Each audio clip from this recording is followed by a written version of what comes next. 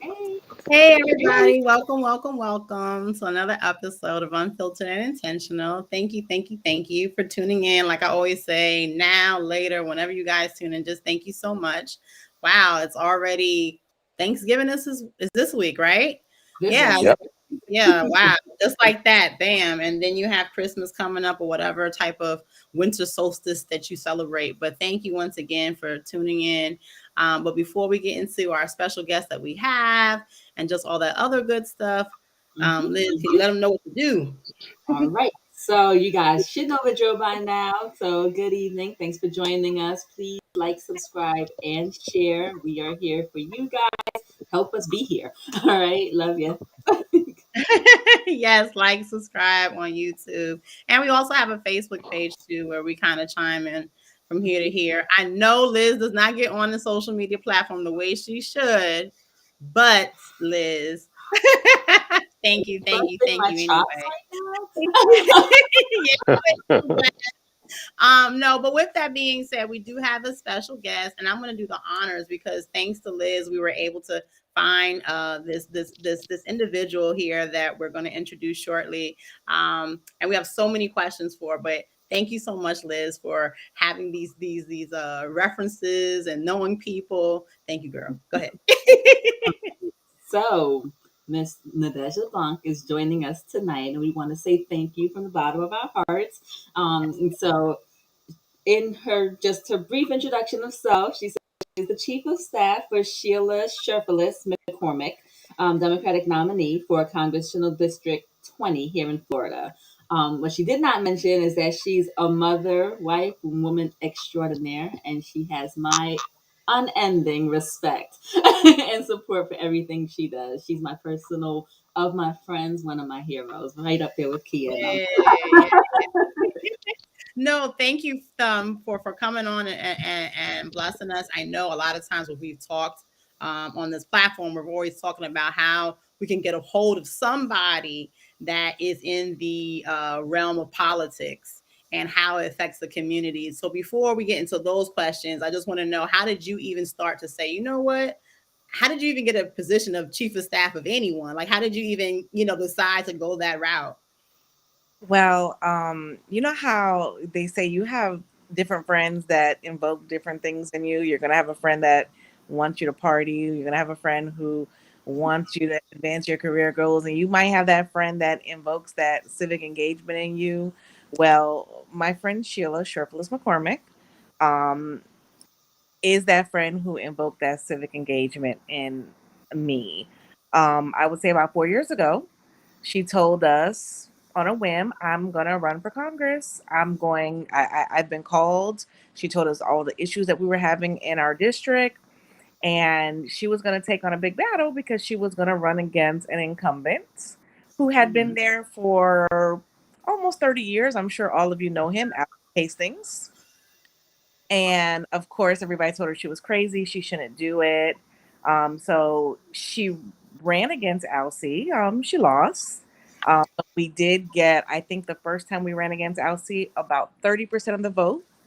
And we Oh, only had a 3-month campaign. Like we knew nothing about politics at all. So we only had a 3-month campaign, right? And so in 3 months, completely grassroots, we got 30% of the vote. So then wow. we were going to run again. And if any of you guys know anything about politics, for the whole time that Alcee was in office, anyone who ran against him never got more than 10% of the vote. Wow. That's after Yeah. sitting in that for like 30 years. Then we ran against him again. Mhm. The second time we got 30, we didn't win again, but we got 34% of the vote. Alcee was, when we ran the second time, Alcee wasn't on the campaign trail at all. I guess he had already been diagnosed with pancreatic cancer, but he still decided to run. He didn't, resign from his seat. So Mhm. his term started in January, and very early in his term, he passed away. He passed away in March, end of March, I believe, or early April. Okay. Mhm. Obviously, we had already run twice against Alcy. We had a Mhm. base in the community because our campaigns were always completely grassroots. So of course we were going to run again. Um, Mhm. but what we did not expect to happen was like, we knew that, there were going to always be some career politicians who would say, oh, these seats only come open once in a lifetime. I want to run.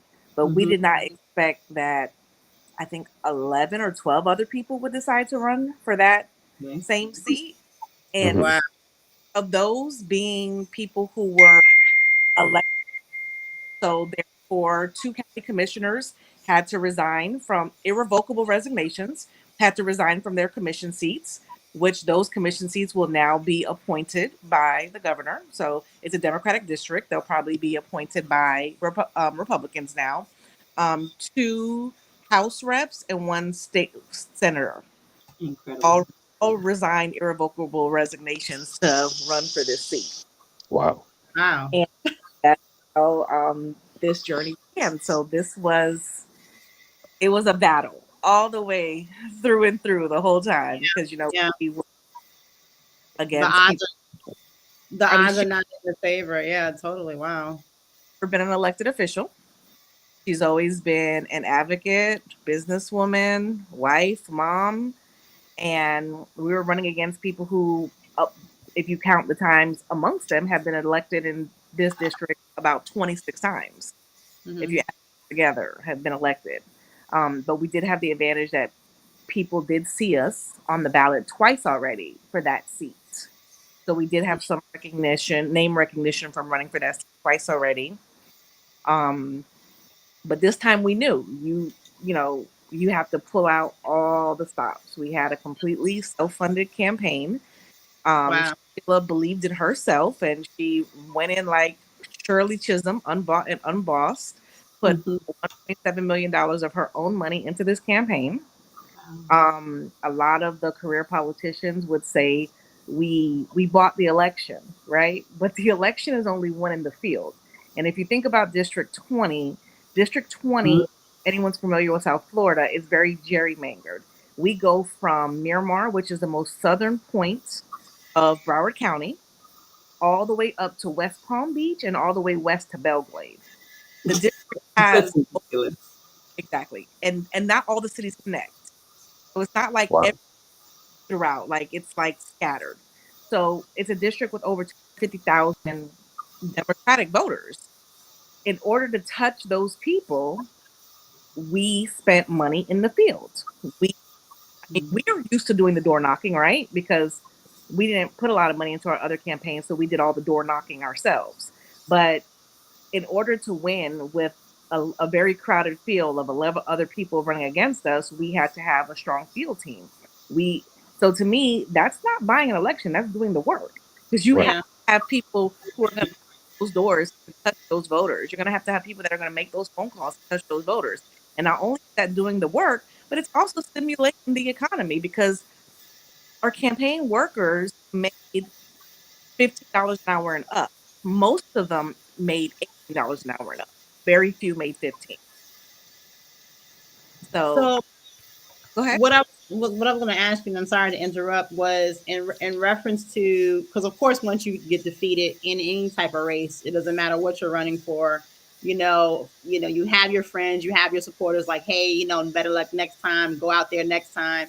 Next time. What was that like in reference to the stress level? That's what I wanted to know, because if you could imagine somebody holding a seat for 30 plus years, and you already know they kind of have their following, they have the people against you. Sometimes you'll see somebody do like a smear campaign, like, aha, I've seen this, on page 12 of you over here. And you're like, no, I thought I destroyed it. Like, how was that stress level in reference to all that, dealing with those things? Because you have to be really strong to compete. Because even when I see different campaigns, I'm like, how do they do it? Like, me trying to run against Donald Trump, let's just say I had the money. I'm like, I would constantly be tired just dealing with somebody like him, because it's like, man, like he's pulling out all the stuff, pull out stuff out your mama. You like, oh, you going there? Oh, you're going there. Oh, okay. Like, how did you do it? Okay, so when we ran against Alcy, it wasn't anything like that. Alcy Okay. made absolutely no attacks on us. We never made any attacks on him. Alcee Hastings probably looked at us like non-factors, just to be completely honest. Like he had been in the seat for 30 something years, right? Alcee in himself is a very confident man. He had, so I don't think he worried about us taking his seat. As a matter of fact, being on the campaign trail, honestly, Alcee didn't even really campaign. He didn't have canvassers on the ground. He, would recycle the same signs every election cycle. Wow. Had very limited people at the polls. Right. Just people are creatures of habit. Yeah. Voters, for the most part, don't do any research. They just Mhm. that this is who I mean, Alcee's been in office since I was a child. So people just know this is who I go to the polls and I vote for. And that's that. So there was never anything like that. Now, this time, because there were so many people in the race, there were people who did try to attack policy ideas that Sheila has. There were some people who tried to say she doesn't even live in this district. Um, we have like different attacks like that, but they, well, they weren't, all of them were unfounded. You know, um, she always says that she's a lawyer, but she never says she's an attorney. So there is a difference. She went to law school. She has a JD, but she's never practiced law. She's always been a CEO of a healthcare company. So one of the attacks was, oh, but you're not even a lawyer. You're lying about that. I'm not lying. I have a JD and I have been writing healthcare policy for years, So the attacks, any attack that they tried to make was unfounded because they were all untrue. Well, that's awesome. That's awesome. I have so many questions, but Liz Specs, I don't want to start. So, I mean, so I guess I'm piggybacking off of Kia's question and kind of the story that you gave us. So, I mean, and then I get the negativity aspect of it. It seems like you didn't have to deal with that too much. But what made her say third time's the charm? And I mean, it seems like she cashed in all her chips. You said it was it 1.7 million Yeah. of her own money that she put on that? I mean, Oh wow. that's like gospel belief right there. Yeah. So, Absolutely. have you had that conversation with her just personally? And I'm not talking about the politics side of it, but you know, how much of it as somebody that you personally know is like, girl, are you crazy? And yes, we got this. Like, where does that land? That's on a human level. Well, it is what you call definitely gospel belief, right? If you want to call someone church people, my friend Sheila is definitely church people, right? She doesn't make any decisions whether they're in her personal life, professional. I've done business with her outside the campaign as well, or politically without praying about it first. That's Okay. something I felt like serving this district was something that she was called to do. She said she was called to run. She's not a career politician. So obviously if she has $1.7 million of her own money, she doesn't need this for a pay raise, right? Because that's more than people earn as a salary in Congress. So this wasn't a pay raise for her. This was something that she really felt like she was called to do to help this district. That's number one. So number two, she had a really strong support system that believed in her. So when you have a group of people that truly believe in you and then you truly believe in yourself, you can make what everyone says is impossible happen. Like I said, I have another question, but I'm gonna let Specs and Oh no, you can go ahead because I'm listening and learning from the whole story. Like the third time Trump, I'm sorry, the third time for me was a thing. Losing twice, a lot of politicians would have just been like, especially like somebody that's not a career politician, would have been like, no, I'm not doing this again. So my thing, but Liz already asked the third time because that had to be a leap of faith. It had to be. Yeah, and we always say that her healthcare company is called Trinity Healthcare Services. And I was like, well, you're come from Trinity Healthcare Services. This is your third time running, and like I said, first Yeah, like on faith. So yeah, that's all God right there because there's no way, like in this world, somebody be like, you know what, I lost twice, so let me try this again. So that is a calling from God that I see from this story because there's no way that realistically you should try this again. Yeah. I don't care what happened. I don't care who died. So Still I'm 3 gonna times. So I'm yeah. gonna So just I just applaud that. I'm sorry. no worries. I'm sorry for interrupting. I was just gonna say, definitely for her having the tenacity, for her having somebody like you, just to be able to go ahead and do what you do. I wanted to read something to you, and this is quoted from the Brannon Center for Justice. This is about voting regulations. It says your ability to vote in 2022 will largely depend on where you live as lawmakers. Oops, give me one quick second before I read it. Liz is okay. We're here, Liz. I didn't want to get into it, not bring you back in. But no, it says basically your ability to vote in 2022 will largely depend on where you live, as lawmakers in 25 states have made it easier for people to vote, while those in at least 19 states have made it more difficult, per the Brennan Center for Justice. Why this matters: the new laws are likely to make the disparities between states even greater. The states where voting is already difficult have been the ones to enact stricter laws. Those where it is easier to vote have expanded access to the ballot box. For example, 17 of the 25 states that have enacted expansive voting laws in 2021 did not also enact restrictive legislation. This is based on the data as recent as September the 27th, but most legislative sessions are over for the year. We are likely won't see any new significant voting laws introduced or passed through the end of 2021. With that being said, how does this, in reference to moving forward, play a role in what's going on? Because as you can see, even if you're not even into politics, right, you just turn on the news and it's like new voting laws, blah blah blah. So even the youth are hearing it, like, what voting? They said we can't do what? You can't do it on a Sunday, but you can do it on a Friday. All these different things. How does that play a role? Like, how do you guys have to get in there and fight even harder just so that your vote can count? I mean, it all goes down to educating the voters. I've said it before. Most voters are not educated. Many voters don't even know who's on the ballot, right? Even when we were canvassing, people would be like, "Oh yeah, I'm going to vote. I'm going to vote for whoever the Democrat that is running." And I'm like, "But there's 15 Democrats running for this seat." You're right. So, most voters are not educated.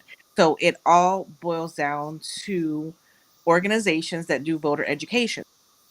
Know what you can and cannot do to vote. They're like, for example, in Florida, we have Florida Rising. They're very big on going out and door knocking, letting people know when there are special elections, when there are primaries. They're not out there, speaking for a candidate. They're just speaking for voters in general to let you know that, that's the organization to let you know that there's an election going on. These are the new laws. You have to request your ballot by this date. Your mail-in ballot can't be mailed by election. It has to be received by election day, to let them know those things that are fine print. Another thing is, um, the party has to be willing to put the money out to do. You have to meet people where they are. Right. Okay. Most people don't even watch commercials because they're fast forwarding through the things that they watch on TV. So that means Right. that needs to invest in canvassing, where you go out and knock on people's doors to let them know that these things Mhm. on the phone calls. It can't. You have to meet people where they are. Call them, text them. The same way that we campaign for elections is the same way that the parties go out and put that push to let voters know what's happening. Mm-hmm. Mhm. Mhm. And so, let me real quick. I know we have a couple people just kind of saying, "Hey," so hi, Z, Toya, and Cash. We're kind of rushing through it because Miss LeBlanc is pressed for time right now. So, but hey, everybody, appreciate you, and you know what to do already. So, do that, right? But guys, I did want to ask you. I guess it's a sort of personal question, right? So, what is it that put the fire in your soul? Because I understand Miss Phyllis McCormick saying, "Okay, I want to run," but what put the fire in you? Get you out of bed to say, "You know what? I'm going to put the work in behind her." What is there something about her that you specifically believe in? What do you look for in a candidate in general? Well, I never looked to work in politics at all. before this. But when Sheila came to me and told me that she was called to run, and she told me all of the challenges that our district is facing, sometimes we live in our own bubbles, right? So I live in District 20. I'm raising children in District 20. But I can say that I live in one of the nicer areas of District 20. So you don't see the things that other people in the district go through, right? And this district is it's gerrymandered where most of the by the voting precincts that are majority minority votes, right? So it's gerrymandered that this is a typically a black seat, it's typically a Democratic seat because they put all those voters in the same block. And when you travel through this district and you go to places like Belglade, for example, and you see that they have public schools that still only have one bathroom that the girls and the boys share, Oh my God. Wow. right? And you see all of the disparities and all of the things that are happening in this district and how the people of this district don't know how to use their house to get the resources they need. That they don't know how to, even the leaders of this district don't know how to request what they want from their congressperson to bring the dollars back to this district. It's when I understood what was really going on in District 20, that was when I was called to help make the change for this district. That's awesome, and we Okay. appreciate it, especially when you Wow. put it on those layman terms, like, hey, there's schools with one bathroom and this, because like you said, we do live in our own bubble, and because your school around the corner has 5 different bathrooms, where with a person holding the door for the students, doesn't mean that everybody else has the same amenities and have the updated books and these different things. So just thank you for being a part of that. I know, like Liz was stating, that you did have to go shortly, but I just wanted to, 2 questions. My first question would be, you have a lot of people that say sometimes, I voted. I voted about 5, 6, 7 times, and I just don't understand, why, I should vote again. My vote is meaningless. And I understand you mentioned also educating people, but what about people who kind of feel like, hey, I am educated, what would you give them? What message of kind of like, you got this, your vote does matter? Because you hear that a lot, right? My vote doesn't count. This whole system's whack, even for the ones who think they're educated. When I tell you every vote counts, it literally means every vote counts. We won this election by 5 votes. Mm-hmm. 5. We went Wow. and hand recounts. Okay. Wow. We won by 5 votes. So when they say every single vote counts, it literally means every single vote counts. And this is a primary. In the state of Florida, there's no runoff in primaries. There can only be a runoff in a general. So that means that this election could have been won by 1 vote. So yes, Wow. every single vote counts. And for the voters who feel like their voice is not being heard, then don't just vote and expect the things that you want to happen. You could reach out to your representatives, whether it's your congressperson, your senator, or your local officials. You can reach out to them. When you reach out to your congressman's office, they have to open a case for you. If you have a concern, for example, let's say you had a concern because you didn't get your unemployment payments, right? You know how people all had unemployment issues here in Florida. If you reach out to your congressman's office and they contact unemployment for you, suddenly unemployment now has to respond back within 72 hours. Typically, they cannot get all the information that your congressperson needs in that time frame. So they end up giving the constituent whatever it is they want because they don't want to be investigated now. Right? Wow.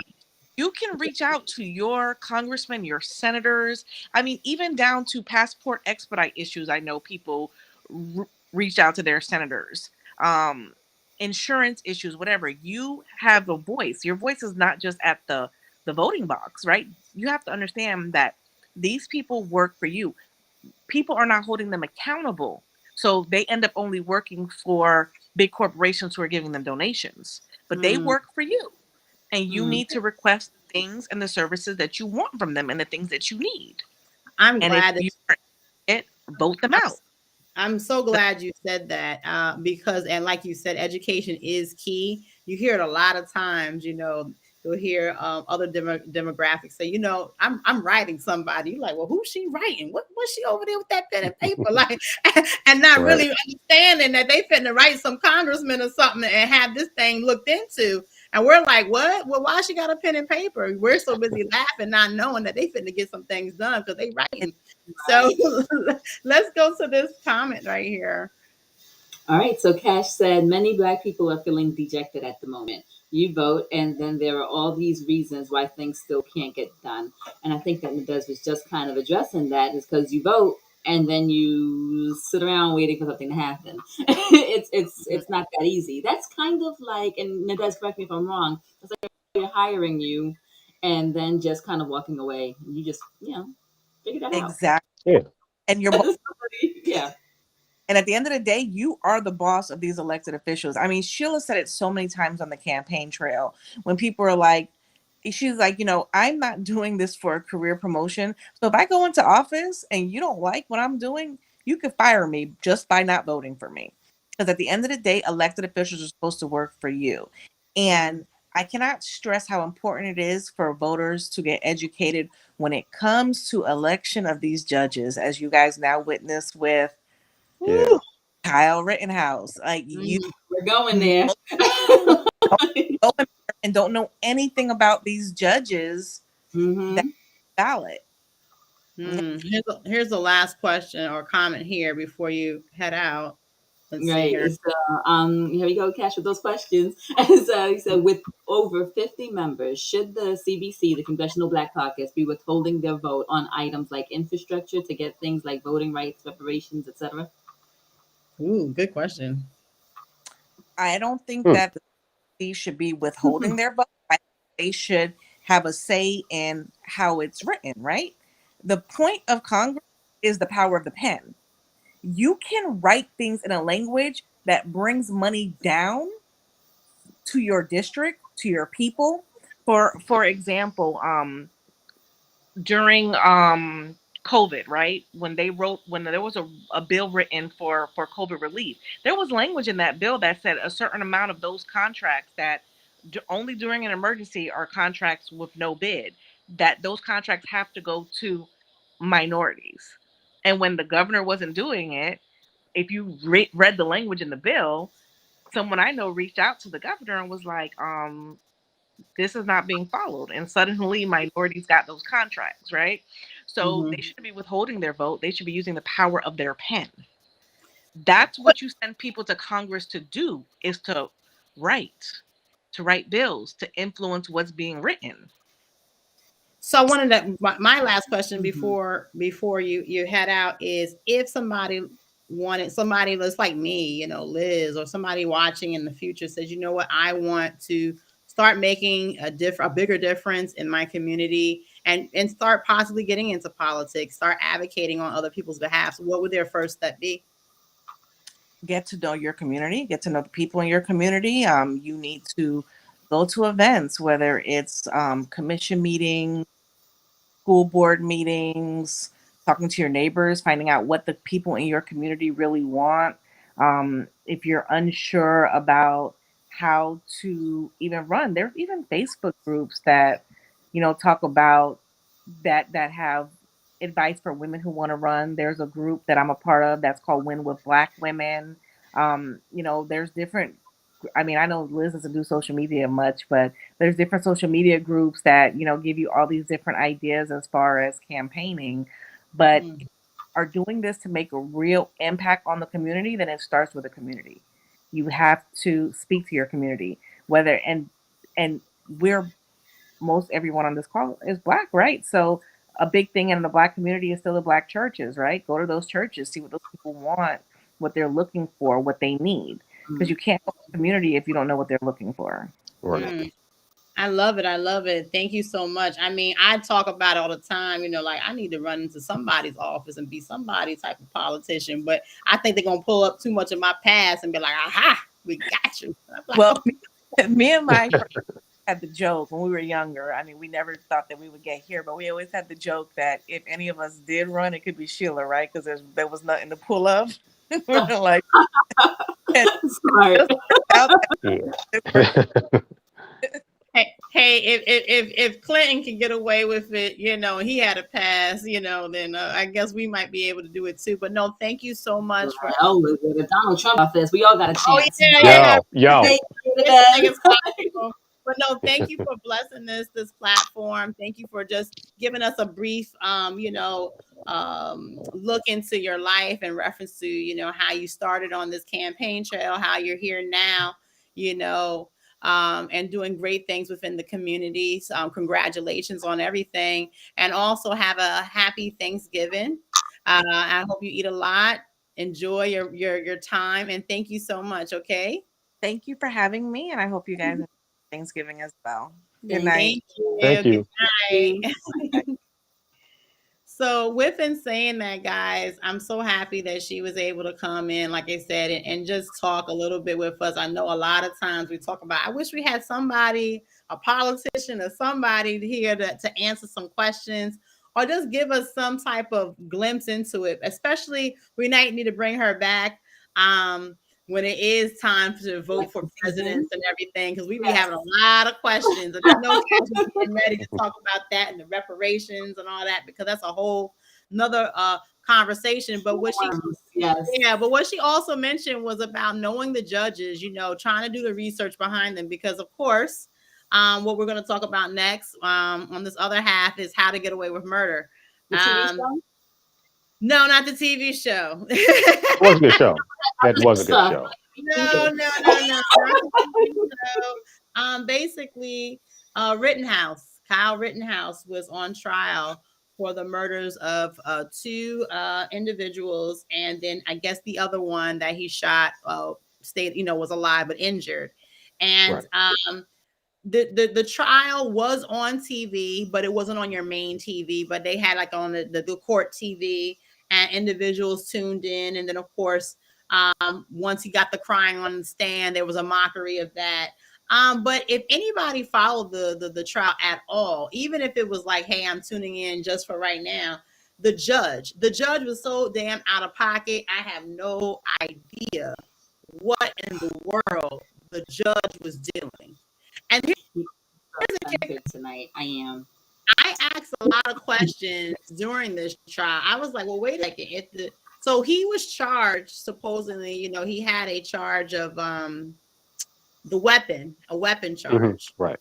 But the judge threw the weapons charge out. So I'm thinking to myself, well, can a judge do that? Can a person commit a crime, get locked up for the crime, and then the judge come in and say, hey, we're not doing that right now? Yeah. Is this actually real? Am I? Please educate. Judges have a lot of carte blanche when it comes to cases. Here's something. All right. So I went to DC public schools, right? So in DC, you have to take a class called street law in high school. So you got to know your local laws. And then your final is in front of a real judge. So I remember we presented our case, and Duke Ellington, which is the performing arts school, presented their case, and they won. But here's what the judge said. This is a sitting judge. He said, you both had good cases, but they're pretty and they have short skirts. What? So this is a sitting judge. And we didn't feel that bad that we lost. They didn't feel good because they won. They won because they were pretty. And he said it. So judges have a lot of leeway to say and do a lot of things in cases. So what we saw in the Rittenhouse case is not just that judge. You got to go to some courtrooms and hang out or be on juries and see how judges, not all judges swing like that, but they can. And it's wild to see. So if I'm hearing you correctly, when we see our brothers out there and they're getting crazy sentencing, so they've been convicted of the crime, right? But I'm assuming the judge is the one who renders the sentencing. So what we need to be focusing in on, since you and I cannot come in and say we're rewriting the whole judicial system. And that's a bigger, issue. But what we can do, like our guest just stated, is vote these judges in and out. So that's Right. what we need to be attacking right now. Is that what I'm hearing you say in reference to the community? Because at the end of the day, I guarantee that if Kyle Rittenhouse looked like a different hue, a different color, and his mother gave him a weapon, drove him across border state lines to an empty parking lot to supposedly protect, and then instigate harassments of individuals and then popped off on them, I don't think he would have got found not guilty of all Well, 4 counts. here's the thing: a good lawyer would have got most people off because Rittenhouse was smart. This is what he did. When you see the video, it was self-defense. If I'm running backwards and I shoot you and you running towards me, self-defense. There's no ifs, ands about that. What he did was he came as an antagonizer. So Yes. he started confrontation, then he ran backwards. So that's smart. The issue. Huh? That's the issue. How can I fight Liz right now? Liz beat my ass, and then I pop off on her like, oh, well, I'm trying to defend myself. Well, why As long as you don't begin with? You cannot hit Liz. But if you call Liz all type of names and say whatever and spark something in Liz, and then Liz is like, take earrings off, and then Liz come after you and you shoot her, you're justified. You just can't attack her first and then run backwards. You can say whatever you want to say. You just cannot. No, you're justified if you're lacking in melanin. Let's call it what it is. Oh no. You're. It was in fact. But see that's the thing. That's the money in lawyers. Because if you are trial by jury, you need to have. Most of us don't have the money for a good lawyer. Like I know some black people that got off some stuff, but they had good lawyers, but they had money. They can go to a lawyer like this. His 15 G's. Let's go. It's a little bit different. A black person with a gun is terrifying. This week we learned that pastors are terrifying. Isn't that? I mean, did you guys hear that? You know, you can't have any more black pastors in court. They're way too intimidating. I mean, if the pastor big Florida, black man with a little black gun, that sounds crazy. Like we can't have that. So I mean, be careful with that. But I'm just saying the Rittenhouse played it well. Like if he was, I'm saying, let's say he was black. As long as he had a good lawyer, lawyers matter. Lawyers matter. Just because you look right or whatever, lawyers matter. But here's the kicker, though. I guess my issue is even if you had a lawyer, you had the money, right, to get a good lawyer, and they did this and they did that. I guess the judge was out of pocket in every. He was. I mean, he was awful. So he had him go into the a little thing where he could pull out the alternates, and he said, "Would you like some music?" And he started singing autumn leaves, fresh and green." And I'm like, "Wait, is the judge? What is going on?" Like, he was awful, but that's what. When you elect a judge, and they are most people are bigots. They aren't racist. So let's clear that up. I never call a person that calls me the N-word or nigga whatever racist. They're just a bigot. But when you control my life or my money, and you're a bigot, you're a racist. So the judge is a racist. So he could look at that whole situation because the real charge for Rittenhouse wasn't murder because it was self-defense. It clearly was self-defense. But it was the gun charge. And his mother took him across state with a legal gun. So for one thing, she should have been on trial. Second, that gun charge would have got him time. So when he threw that out, I was like, oh yeah, you ain't gonna get no time at all. But somebody was also saying, and Liz, your face is just saying it all. I don't know if you're frozen or you just mad, but I'm trying. But no. I mean, but he didn't get charged for jaywalking. He didn't get charged. I mean, like normally when somebody throws the book at you, they pull on all these type of charges. Yeah, like I said, that gun charge, he had an illegal gun. He was walking around with an illegal gun. That right there, that's time. When I heard the judge threw that out, I was like, oh yeah, he ain't getting convicted because that's the only charge he really. When the judge don't call the victims, they were needed. They were looters, they were rioters. Right. He already set the stage. Like self-defense was going to win anyway, but you can see the judge was like tilted way over. So, but we see that in this case that happens all the time, and the system is set up like that. So that's the thing. Judges do that shit all the time.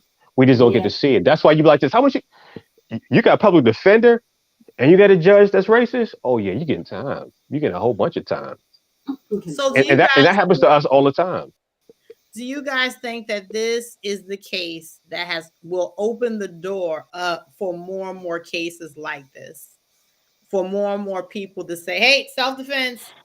Do you think this is the case here?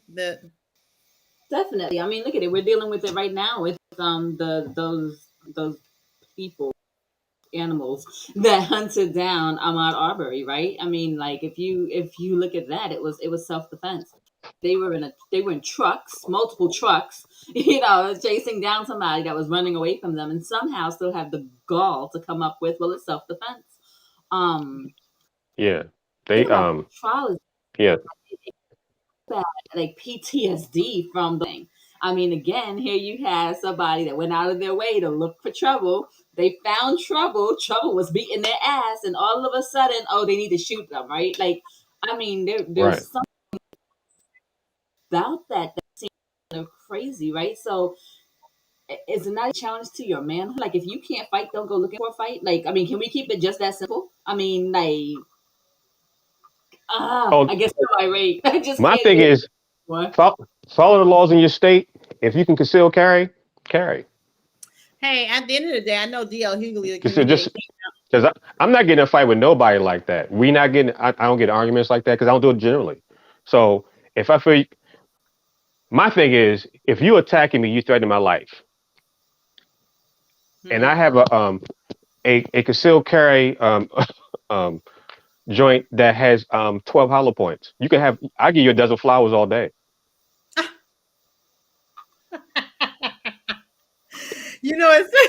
It's just interesting Because when they hit, they flower up, baby. So my thing, so I'm not, and it's self defense. Because my thing is, if you're attacking me, you attacking my life, and and don't stray from that. If they ask you what happened, I was in fear for my life. I was in fear for my life. But that's the new attitude. You gotta understand. That's the attitude of when stuff like this happens. People feel empowered. Trump gave them. They made him feel empowered. So this is a thing. He's a symbol now. He's a symbol. This is not just a case. He's a symbol. He's a symbol of I could take this. I can go here because people think this is not like a racist case, and it kind of is because it was a Black Lives Matter movement. So what races white people hate worse than Black people are white people that help Black people. No, facts. Yes, Black sympathizers So- are even more disgusting somehow. So No, I was gonna just say that there was a senator, I'm not even gonna say the name, a senator and or a congressman. He was the one that he's under investigation for messing with them 17-year-olds. So I don't know the name offhand, but if you know the actual person, please correct me. It's Gates. What you said is Gates? yeah. He Gates. offered him a job. He said, Yo, hey, sim- he wants Kyle Rittenhouse to work for him to start him good, and it's like, wow. And 2024 convention, the Dude, 2024 country. convention, he's going to be there. I'm saying this now. 2024 convention, Kyle Rittenhouse will be speaking on stage. wow. So he's like the poster boy then now. He's the poster boy. Yeah, they didn't even offer him just a job. It was to see if there's anything else he can do to help out, because taking 2 lives was so helpful. It's so weird though, because once upon a time the Republicans were the sanctity of life party. That was like a whole thing. Aren't they still fighting about embryos and having viability? Like it's what, but Right. human beings on the other side of the barrel, there's no sanctity in that life. Yeah. Hypocrisy is crazy. So my thing is, learn your local laws. If you could get that permit for concealed carry, get it. Learn how to use a firearm. I'm not saying go out and shoot people. I'm saying if it comes down to your life and somebody attacking you, I fear for my life. Yeah. You got anything else to say? I fear for my life, lawyer. Yeah. Here we And go. that's it. Because they feel empowered. The bigots that follow him and all that, they are emboldened. Trump emboldened them. I see fuck Biden flags all the time, and Trump 2024 flags all the time. People flying them on trucks. So they feeling like yeah. So somebody's gonna take that and be like, yeah, I don't like you, and do something. That's okay. I'm peaceful all day. I'm peaceful Mhm. all day. Now my background is a whole nother thing, but I'm peaceful all day. Go If you ahead. want a dozen roses, I will give it to you. Bop, bop. Oh, go ahead. Go ahead. So, all right, Cash said they have passed laws to make it easier to run over protesters that block roads. Also, in Florida, they have increased penalties for anything they deem as rioting. To be You know, it's so clear, interesting, but yeah. we can have to stop you real quick though, Cash, because if you remember correctly, there was some civil unrest going on in Cuba just recently this year. And Mhm. guess what happened? That took to the streets of Florida. Guess what Cuban Americans did? Guess what Cuban American sympathizers did? They got in the streets and They did. blocked cars, Mhm. and no one got in trouble. There were nobody, arrested or anything. So the Nope. double standards here. So here's the question that I would have is how do we hold somebody accountable? So right now, of course, I'm not a police officer. So if somebody's blocking up the streets, I can't say, hey, you did this for this protest, but now I'm at this protest. I guess that's my issue. Like, how is it that we can blatantly see hypocrisy?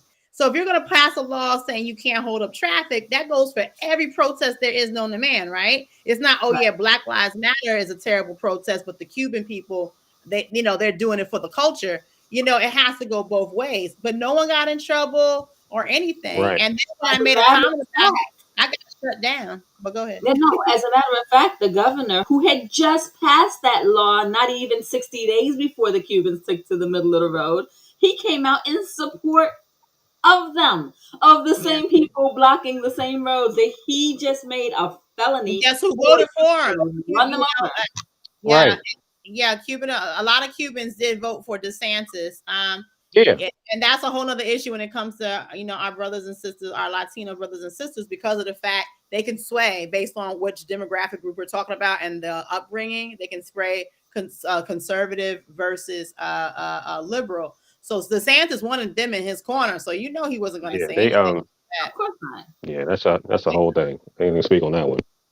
And Cash said demonstrations were effective, and I see this case in some of these new laws as ways for the other side to deter demonstrations. Absolutely. Definitely. I would say, because sometimes people are a little bit, nervous about going to demonstrations and everything. I went to a couple of demonstrations and I took my oldest daughter, and I always told her, always stay on the outsides, never be in the middle of the crowd. Just always on the out. And that's the thing that just happened with Travis Scott, right? The people are there, they're getting smushed together, and all these accidents are happening. So things can be deliberate or accidental. So you always want to be on the outside. You have Right. a right to protest. You have a right to have your voice heard. And at the end of the day, I hate that these things are going into effect to make people say, you know what just happened? I don't think I'm going to go there. And I think there may be some more protests in the streets with the Ahmaud Arbery case. Blatant disrespect for this man's life. It is also Yeah. being aired on court TV to see the blood, and you can literally see the blood on these people's hands, the pieces of the skull. It was terrible. What's going on here, and if they're found not guilty, here's another reason why we should be in the streets protesting. But at the same time, people are going to be a little bit afraid, like, hey, I don't know, I don't want nothing to happen to me, but we still need our voices heard. So, is this Kayan? Cayenne. Yeah, Cayenne. All right. And so, I believe this is in response to Specs about knowing your laws. They said, I agree. I've been taking shooting lessons and I now own a firearm. Yeah. That's my. So my thing now is, all right. So here's my thing. Going from this point, we see the writing on the wall, right? Yeah. So I'm not complaining about anybody else getting shot by some kind of bigot. No. Get a firearm. They're coming. They're here. This is happening. This is not TV. This is happening. Mm-hmm. So you are responsible for your own protection in your life. The police, that's not their job. You can't sue police for not being there to protect you. You don't pay them. They're not your personal security, right? So take responsibility for your own protection. I'm not blaming any victims here. I'm saying take responsibility for your own protection. Whatever the law is, which you can carry, you should have something. If you look like this, local laws find out the strongest thing you can carry concealed. Pepper spray. If you're a dude, pepper spray. Knife, I don't care. Have something. Yeah. Because you never know. Because my man was running. He didn't think he was gonna get chased down and shot. Because he was just running. He was jogging. You don't get an email when eagle's coming. But it's coming. No, and and I always say this. I think I've been saying this for the last couple of shows. You have to be able to read the tea leaves. You have to be able to see what's going on out there, and we are reading the tea leaves. And summertime is coming. Right now, not right now. When it gets a little cold, we stay in the house a little bit more, right? But when springtime hits and people been in the house, people get out in the streets, and it's definitely a thing that has been happening. It's history repeats itself, right? So if history repeats itself, we know what to expect. I'm just gonna put it out there. I know I'm like about a couple of years early. I can guarantee. Actually, I'm gonna put this out there. I don't know if anybody wants to bet me, but I really feel that a Democrat will not win the next election for presidency.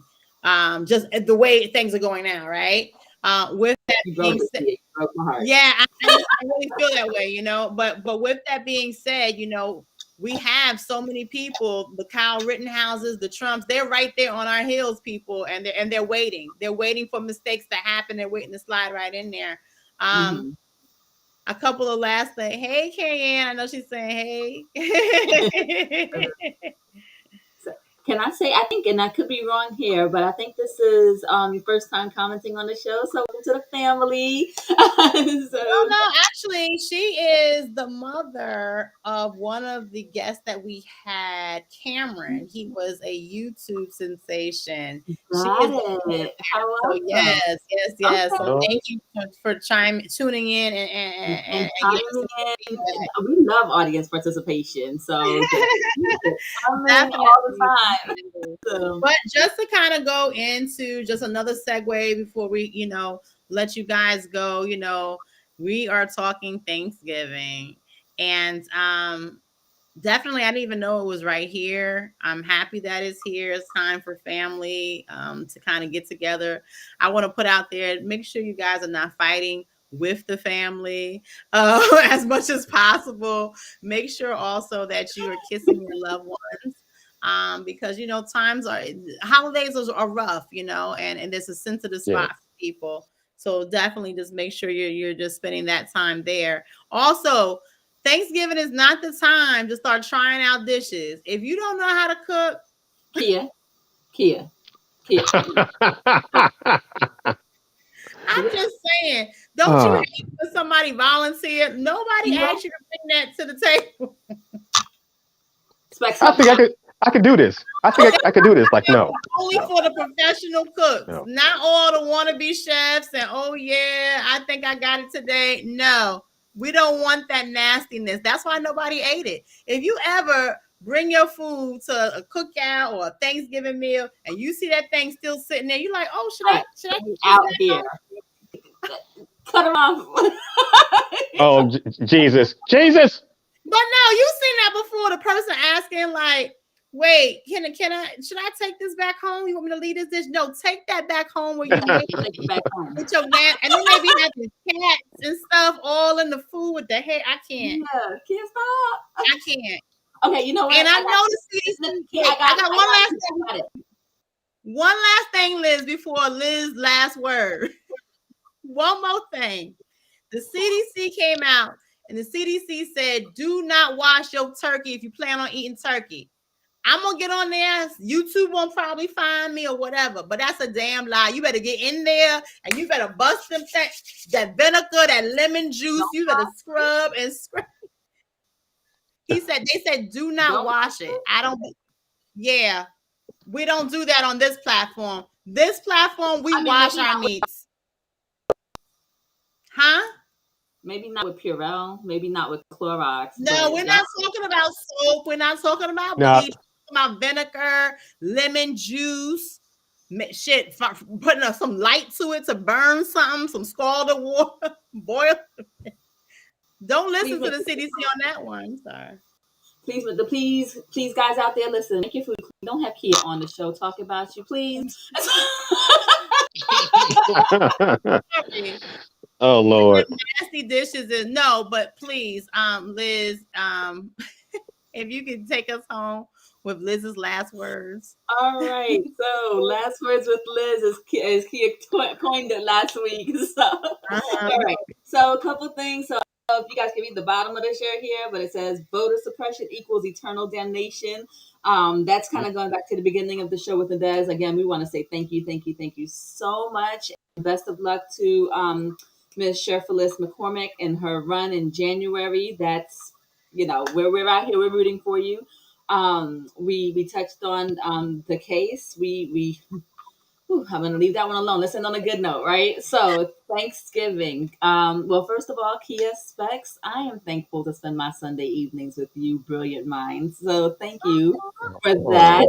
I really, really, really want to thank the audience for joining us, for liking, subscribing, and sharing. So I want to thank you guys for going to Grown Honest Concepts and supporting the brand. I appreciate that too. I'm thankful for a lot of things. I'm thankful to be here despite all the craziness over the last couple years. I mean, there's been COVID and Martians and all kinds of craziness. Yeah, no shit. Yeah. And so, I am thankful. I'm thankful that I believe the Lord will put us through to another week next week, and that you guys will join us again. So, thank you. Yes. Oh, that's great. What are you thankful for, Specs? Thank you, Liz, for that. What are you thankful for, Specs? That whole speech, Jesus. Okay. It was good. I was like, yeah, I'm thankful for cats and dogs. I like birds too. Like what? That's how good it was, y'all. Like it's really right. I'm thankful just for you all, for everybody's listening. Life. As you know, like sometimes I'm not on the show. My mom is in hospice. She's living with my cousin, but she's in hospice care. So I'm hoping that we can get through this Thanksgiving. Definitely. So, but I'm thankful just for life. Like sometimes we take things for granted, and we shouldn't, because nothing's promised. Nothing. Death and taxes. So, just be thankful. Tell somebody that you love them. Give them their flowers now. Right? You should have nobody that you love in your life that if they pass tomorrow, you shouldn't have the thought that I should have said this to them. Right? So this is what I want you to do. I want everybody to make a list of people in your life, and anybody that you haven't said I love you to, you need to call and reach out, write them a letter, do something, and say I love you. And there should not be anything left that you didn't say. If they left tomorrow, you should be at peace with, I gave them their flowers while they were living. Wow. And I'm thankful for the opportunity. I thought my mom was going to die 10 years ago from an aneurysm. And now she's having health problems, and she had 4 brain injuries through the summer. So I'm thankful that I gave her flowers now, and when she could actually know what they were. So I'm thankful for that. So. Wow. Thank you for just letting us know that. It's hard. Anytime anybody has to deal with this, with parents especially, we are praying for you and your strength, because you definitely need strength for dealing with that. But at the end of the day, what you said is true. We all need to take that time to just sit down and look at all the different people that we that we want to show our love to, and not wait and just tell them that we love them and we honor them and respect them. For me, what am I thankful for? I want to say I'm thankful for still having this platform. I'm thankful for my peers who have pushed me to still keep this going. A lot of times I always say, man, I'm not too sure. And then somebody would like, no, keep it going. So I'm thankful for you all for always supporting me. Even when I'm about to jump off the cliff, I think it's a Gemini thing, maybe, where 1 minute I'm about to just skydive and fall off, and then the next minute, I'm right there and in full formation. I'm thankful for my family and my friends, and I'm thankful for everybody that's basically the audience. You know what I'm saying? Y'all keep me going. I love the fact that you guys are there and y'all chiming in and y'all say your things. And you know what? There are some times where I may not get to talk to all of y'all, but y'all will hit me up on the back end, through the DM, through this, telling me how you really feel. So I'm very, very appreciative of that. And I'm also thankful for the fact that our technology always works so awesomely. Yeah. What was you going to say, Liz, before we wrap it up? Okay, hopefully I can make it through this comment. For our beloved audience, all right? So now through the end of the year, I want you to do one of three things, right? Pay it forward in some way. Pay for a meal for some random stranger, any stranger. They could be somebody that looks like they're doing better than you. It could look like somebody that could really use it, right? But pay for a meal for somebody, anybody, right? If that's too much, leave $1 on a counter place. Believe me when I tell you, somebody finding $1 will make them feel like the luckiest person on earth that day. So do that. And also be nice to somebody that doesn't deserve it. You don't know what they're going through. You don't know, right? You're just going to assume that they needed a nice word from you. Don't be disingenuous, right? Like they're ugly. Don't do that, right? But find something nice to somebody that doesn't deserve it. So to the end of the year, I'm gonna check back with you guys now. I'll remind you before the end of the year. But from this week, which is Thanksgiving, all the way through New Year's, you have 3 different things. You could pick one. You could do all 3. Let us know how it goes. That is my challenge to the unfiltered and intentional community this season. Love you guys. We love you guys. Thank you so much for everything that you do. And have a happy Thanksgiving. And don't burn the damn food. Get out the kitchen if you can't. I need some raisins.